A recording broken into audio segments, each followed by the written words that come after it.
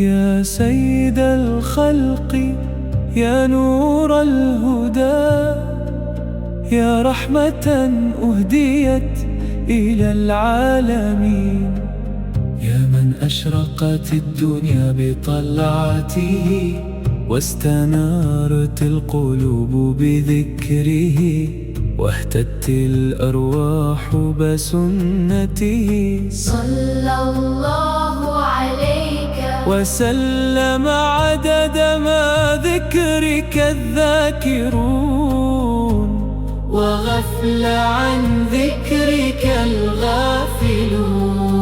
يا رسول الله يا حبيب الله، إن القلوب إذا ذكرت اسمك سكنت، وإن العيون إذا اشتاقت إليك دمعت، وإن الأرواح إذا صلت عليك امتلأت نورا وسلاما.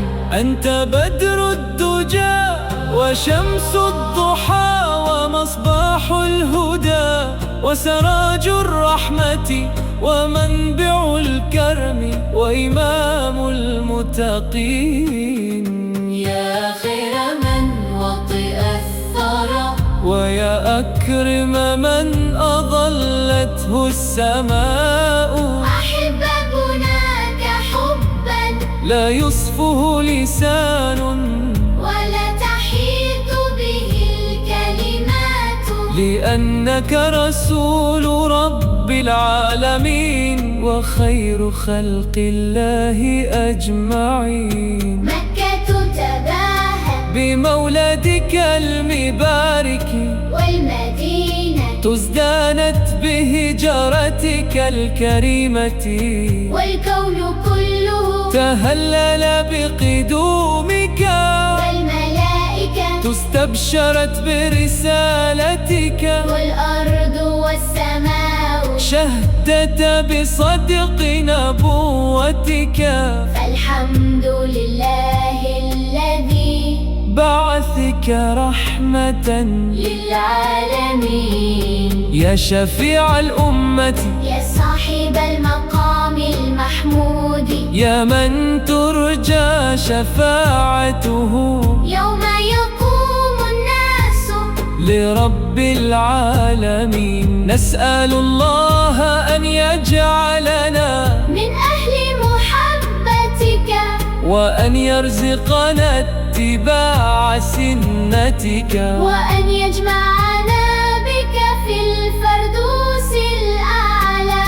اللهم صل وسلم وبارك على سيدنا محمد، صلاة تملأ السماوات والأرض، وتبلغنا بها رضوانك، وتغفر لنا ذنوبنا، وتشرح بها صدورنا، وتنور بها قلوبنا، وتثبتنا على الحق حتى نلقاك يا نبي الله. إن ذكرك حياة للقلوب، وشفاء للنفوس، وسكينة للأرواح.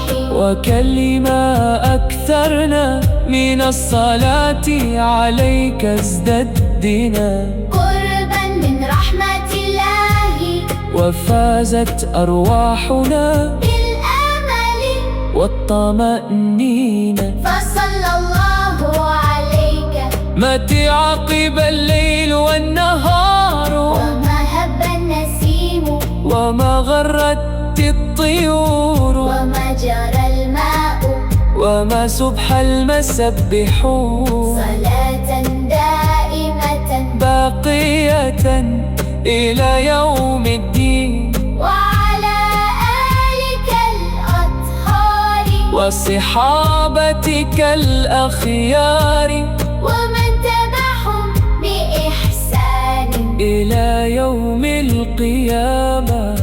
اللهم صل وسلم وبارك على سيدنا محمد وعلى آله وصحبه أجمعين.